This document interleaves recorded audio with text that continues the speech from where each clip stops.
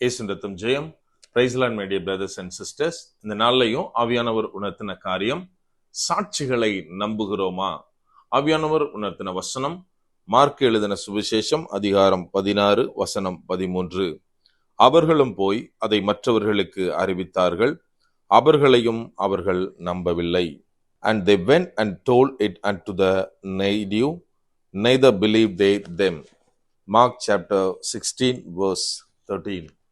இந்த இடத்துல என்ன எழுதப்பட்டுள்ளது அப்படின்னா, சிலர் போய் ஒரு காரியத்தை சிலரிடத்தில் தெரிவித்தார்கள், ஆனா அதை கேட்டவங்களோ அவர்களை நம்பவில்லை அப்படின்னு இந்த இடத்திலே எழுதப்பட்டுள்ளது.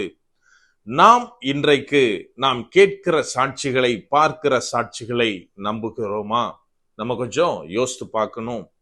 எனக்கு அன்பானவர்களே, இன்னைக்கு நம்ம கிறிஸ்டியானிட்டியில இருக்க ஒரு பெரிய பிரச்சனை என்ன தெரியுமா? மற்றவங்களை விட்டுருவோம், கிறிஸ்டியன்ஸ்குள்ள இருக்க பிரச்சனை, நாம் பார்க்கிற கேள்விப்படுகிற சாட்சிகளை நம்ம நம்புறோமா இல்லையா அப்படின்னா, அநேக நேரத்தில் நம்புறது கிடையாது. மற்றவங்கள விடவும் என்னை பத்தி நான் சொல்லணும் அப்படின்னா, நான் பிறந்ததுல இருந்து கிறிஸ்டியன் தான். இருந்தாலும் நான் ரட்சிக்கப்படுற வரை, அதாவது என்னுடைய 30வது வயசு வரை, இந்த கிறிஸ்டியன்ஸ் மீட்டிங் ஏதாவது நடத்துறப்போ அங்க சிலர் சாட்சி சொல்லுவாங்க, என் வாழ்க்கையில ஆண்டவர் இவ்வளவு பெரிய அற்புதம் செஞ்சாரு, என்னைய ஹீல் பண்ணாரு, என் குடும்பத்தை இந்த மாதிரி மாத்தினாரு. ஈவன் ஊழியர்கள் சொல்ற சாட்சிகளை, நான் இப்படி இருந்தேன், இப்படி மாறிட்டேன், நான் பிறந்ததுல இருந்து மிக மோசமானவனா இருந்தேன் அப்படின்ற மாதிரியான நான் கேள்விப்படுற எல்லா சாட்சியம் குறிச்சு நான் என்ன நினைப்பேன் அப்படின்னா, ஒண்ணு அந்த மீட்டிங் நடத்துறவங்களுக்கு அவங்க வேண்டியவங்களா இருக்கணும், அல்லது அவங்கள காசு கொடுத்து சாட்சி சொல்றதுக்கு அவங்க கூட்டிட்டு வந்திருக்காங்க, இப்படிதான் நான் நினைப்பேன். இன்னைக்கு நம்மள நிறைய பேர், அதாவது கிறிஸ்தவங்க இல்லாதவங்க நினைக்கிறது ஒரு பக்கம் இருக்கட்டும், கிறிஸ்டியனா இருக்கிறவங்களும் இந்த மாதிரியான காரியத்தை நினைக்கிறாங்க. அதை நம்ம ஏத்துக்கிட்டு தான் ஆகணும். இங்க நம்ம வாஸ்த வசனத்துல என்ன நடக்குது அப்படின்னா, இயேசு கிறிஸ்து உயிர்த்தெழுந்தாச்சு. இப்ப என்ன பண்றாருன்னா, முதலாவது நம்ம முதல்ல இருந்து இந்த அதிகாரத்தை வாஸ்தா தெரியும். முதலாவது மரிய மதலேனாளுக்கு அவரு காட்சி கொடுக்கிறாரு. அவ காட்சி கொடுத்து அவங்க போய் சொல்றாங்க, நான் இயேசுவை பார்த்தேன், அவர் என்கிட்ட வந்தாரு அப்படின்னு சொன்னதுக்கு அவங்க நம்பல. இங்க இந்த நம்ம வாஸ்த வசனம் என்ன சொல்லுதுன்னா, 2 சீஷர்கள் ஒரு ஊர்ல இருந்து இன்னொரு ஊருக்கு போறாங்க. அப்ப இயேசு கிறிஸ்து அவங்களோட நடக்கிறார், அவங்களோட பேசுறாரு. கடைசியாக தன்னை அவர் அவர்களுக்கு வெளிப்படுத்துகிறார். இத பார்த்துட்டு போய் ஒரு எக்ஸைட் ஆகி அந்த சீஷர்கள் என்ன பண்றாங்க, மத்த சீஷர்களுக்கு சொல்றாங்க, இப்ப இயேசு கிறிஸ்து அவர் சொன்ன மாதிரியே உயிர் தெழுந்துட்டாரு, நாங்க அவரை கண்ணால பார்த்தோம், எங்களோட பேசினார் அப்படின்னு சொல்லும் போதுல அவர்கள் நம்பவில்லை என்று வசனம் சொல்லுகிறது. எனக்கு அன்பானவர்களை நம்ம கொஞ்சம் யோசித்து பார்க்கணும். இந்த சீஷர்கள் யாரு அப்படின்னா, இயேசுவோடு கூட இருந்தவங்க தான். இயேசுடைய அற்புத அடையாளங்களை பார்த்தவர்கள்.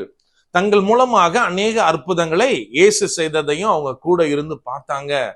இயேசு கிறிஸ்து தெளிவா சொல்லி இருக்கிறாரு, நான் எப்படி இறக்க போகிறேன், எப்படி உயிர்த்தெழ போகிறேன், இதெல்லாம் கிளியரா ஒரு பிக்சரா, ப்ளூ பிரிண்ட் அவங்க கையில கொடுத்துட்டாரு. அப்படின்னாலும் இயேசு உயிர்த்தெழுந்ததை இவர்கள் நம்பவில்லை. இன்னைக்கு நம்மள அநேக நேரத்துல அப்படிதான்.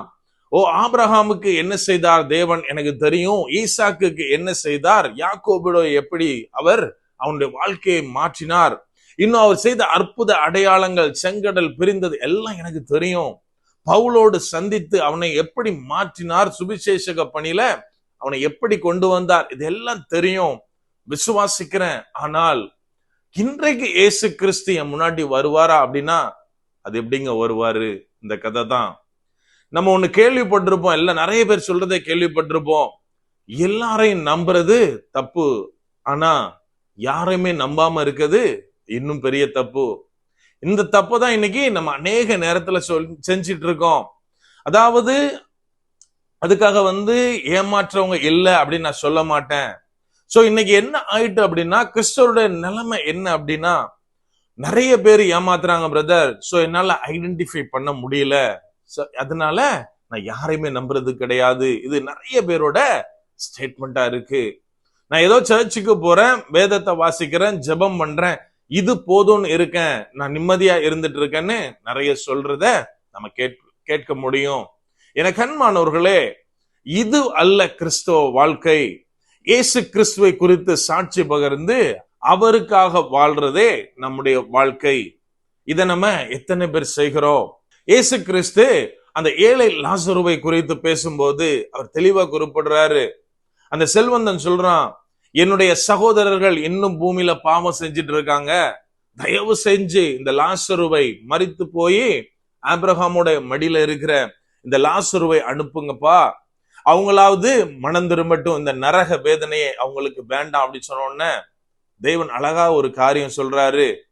இவன் மறுபடியும் போனாலும் அவன் நம்ப மாட்டாங்க, ஆனால் அவர்களுக்கு அவர்களோடு இருந்து நற்செய்தி சொல்லுகிற, நல்ல காரியங்களை சொல்லுகிற, தேவனுடைய காரியங்களை எடுத்து சொல்லுகிற ஊழியர்கள் அங்க இருக்கிறாங்க, பிரசங்கம் பண்றவர்கள் இருக்கிறார்கள், சுவிசேஷகர்கள் இருக்கிறார்கள். ஆகவே அவர்களுக்கு செவி கொடுத்தா போதும், அவங்க சொல்ற காரியங்களை நம்பினால் போதும், அவங்க இந்த நரக வேதனையிலிருந்து தப்பித்துக் கொள்ளலாம். என கண்மானவர்களே, இன்றைக்கு நீங்களும் நானும் என்ன செய்து கொண்டிருக்கிறோம்? இயேசு கிறிஸ்து அன்றைக்கு செய்தார், பவுலுக்கு செய்தார், இன்னும் அநேகருக்கு செய்தார், இதெல்லாம் இருக்கட்டும், எனக்கும் செய்வார் அப்படின்னு நம்ம விசுவாசிக்கணும்.